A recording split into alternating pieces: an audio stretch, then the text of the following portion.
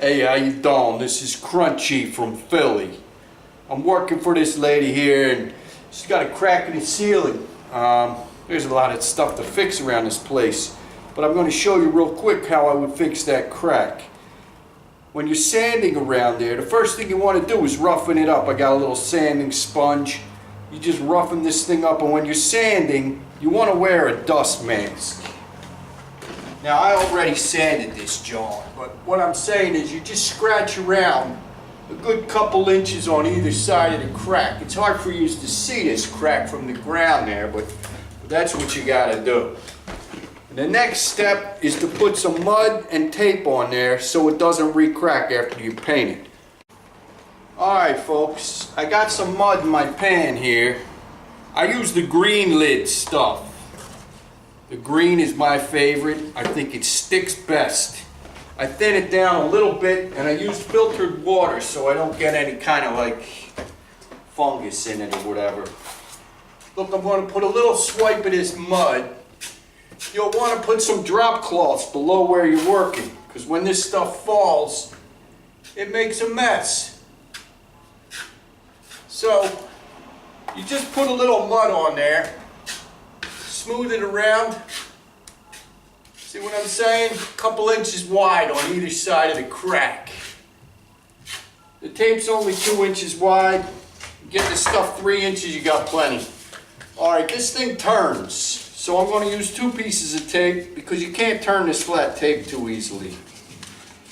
And if you try to do it, it often gets wrinkly. Kind of estimating the length there. Better be a little bit longer than the crack. You don't want to be short because that's where it's going to propagate. So I got my 2 pieces.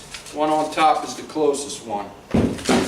Alright, now I'm going to lay this on where the crack was. You kind of have to know where it was. It's nice to keep your mud centered. Lay this thing in there. Now you just work some of that out. If you pull too hard, you're going to slip the tape out of place.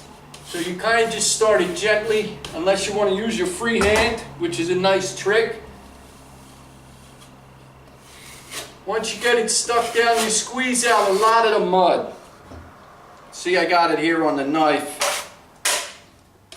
You want it to be nice and thin underneath of this tape. The mud, I mean. There, I flipped up the tape by accident from goofing around. Here, use my free hand, like I was telling you to do. Bam!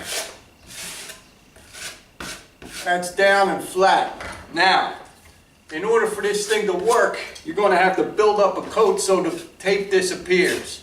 I'm going to throw some more mud over top. Oh, see what I mean about the drop cloth? It's a great idea. Now sometimes when you put the coat of tape on, some guys like to leave that set before they put any more mud on top, but this job's big. And I'm trying to get out of here because I don't want to cost the customer any more money than I have to. Alright, now, there's all kinds of irregularities in that stuff. You probably can't see them with the camera, but they'll show up under paint. So what you want to do, next time you come in, I like to use a wet towel. When you come back after this sets, I use a wet towel, not soaking wet, just damp. And I'll wipe this down so it's nice and flat and level. And then I'll hit it with another coat. And when it gets wide, you want to make it nice and wide so this tape, which is really thin, a couple 20,000ths of an inch maybe, you just want to make that disappear in the wide band of mud that you put around it. So give it 2 or 3 coats and you'll love it. Alright, thanks for watching.